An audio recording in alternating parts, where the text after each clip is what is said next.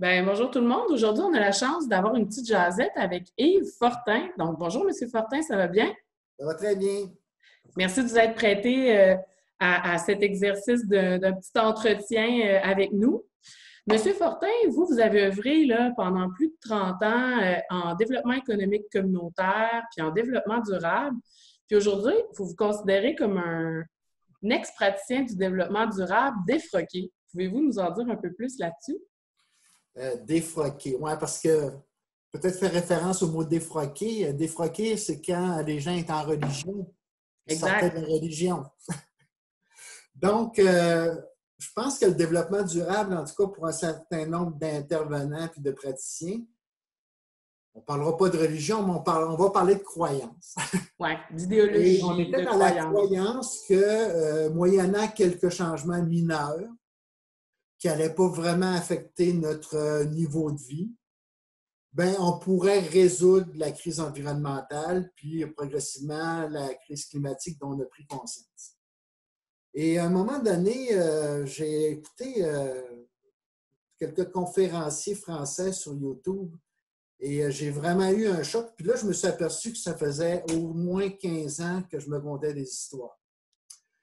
Et la première histoire, c'est que dans le développement durable, ben, la notion de croissance infinie sur une durée indéterminée, elle est très présente alors qu'on vit dans un monde fini.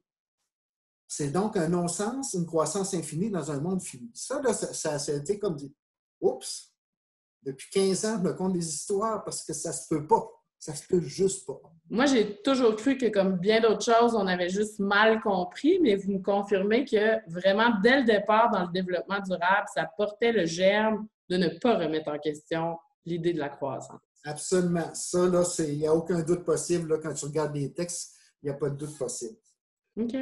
La deuxième chose que toujours en regardant d'autres, parce que c'était mon métier de faire de la recherche un peu aussi, fait que je me suis aperçu que notre niveau de vie, depuis 150 ans, était directement relié à notre augmentation de consommation d'énergie.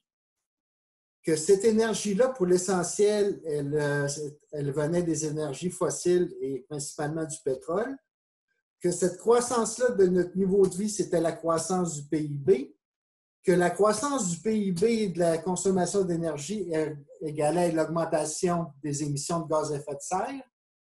Et que si on voulait lutter contre les changements climatiques, ben, il fallait arrêter de parler de croissance et commencer à parler sérieusement de décroissance. Puis pas une petite décroissance, là, quand même Et assez une petite substantielle. décroissance, là, juste pour vous donner une idée, là, quand on parle de décroissance, on dit qu'avec la COVID, le PIB mondial va avoir baissé entre 4 et 6, 7, 8 OK.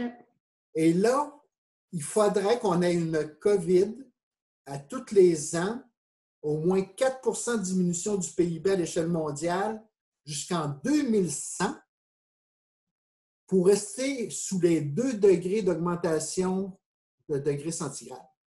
OK. C'est ça la décroissance. C'est C'est dur une à... décroissance de notre niveau de vie. Et C'est dur là, à ça pose passer. quelques problèmes parce que si nous, qui consommons 4 planètes comme Canadiens et Nord-Américains, il y a le Pakistanais ou le petit Afghan qui, lui, consomme même pas une demi-planète. On voit donc à l'échelle planétaire, quand on essaie de trouver des consensus sur la lutte au changement climatique, les plus pauvres vont dire, ben, regarde là, Ouais. calmez-vous le pompon, là, nous autres, on n'en consomme même pas moitié d'une. Fait que vous autres, là, c'est à vous autres à travailler. Donc, grosso modo, là, ça a été le premier choc. Ouais. Le deuxième volet, c'était de constater que si nous avions cette société-là, complexe, évoluée, développée, technologique, c'est parce qu'on consommait énormément d'énergie, je le répète, à 80 d'énergie fossile, mais que là, nous avions atteint, depuis 2018, ce qu'on appelle le pic pétrolier, c'est-à-dire qu'on fasse n'importe quoi, c'est physique, c'est géologique. Il n'y en a plus. Et le pétrole qui reste, pas qu'il n'y en a absolument plus. Il y a de très mauvaise qualité, de plus en plus dur à extraire. Et là, ça devient de plus en plus cher. Donc, pour un investisseur, ça ne vaut plus la peine d'investir pour extraire du pétrole qui, lui, il ne sera plus capable de le vendre parce qu'il va être trop cher. Ben c'est oui. même que ça. C'est tout. Puis déjà, on est là-dedans, là. On le voit que le pétrole...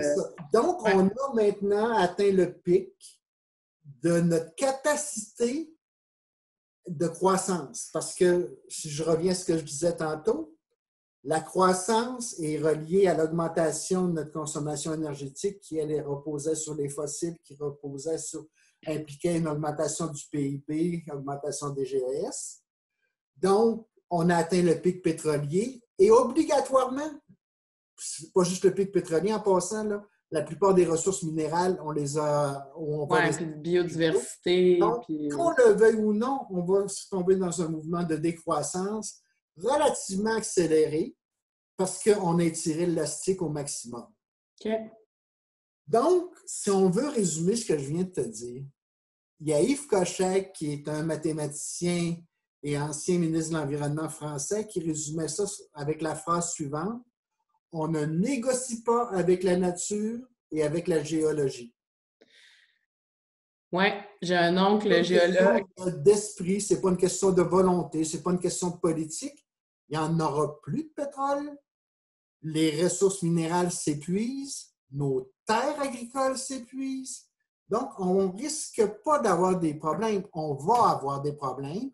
Et malheureusement, l'esprit humain étant ce qu'il est, il ne souhaite pas tellement regarder cette réalité-là en face, malgré l'importance et l'urgence de la situation.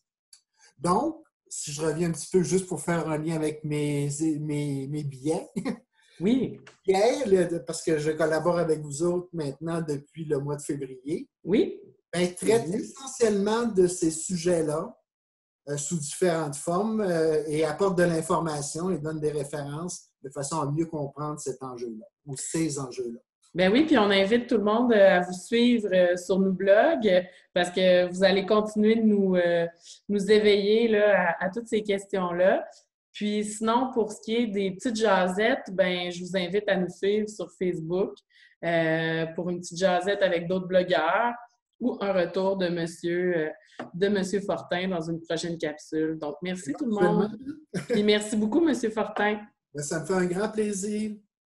Au plaisir de vous revoir.